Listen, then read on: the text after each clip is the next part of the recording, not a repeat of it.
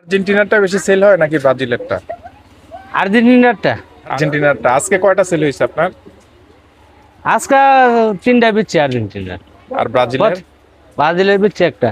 কয়টা দেশের পতাকা আছে আপনার কাছে? আমার কাছে আছে 4 দেশের পতাকা। 4 দেশের।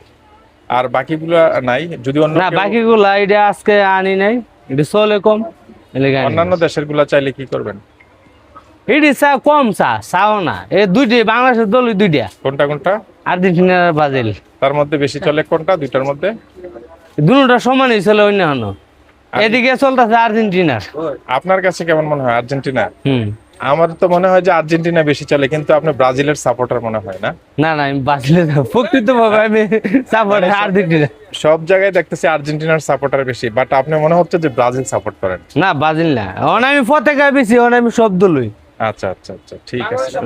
তো দর্শক, আমি আসলে ওনার কাছ থেকে জানার চেষ্টা করছি যে বাংলাদেশে আসলে কোন দলের সাপোর্টার বেশি, ব্রাজিল আর্জেন্টিনা কম্পারেবল। ব্রাজিল এবং আর্জেন্টিনা দুটি দলের বেশি সাপোর্টার বাংলাদেশে।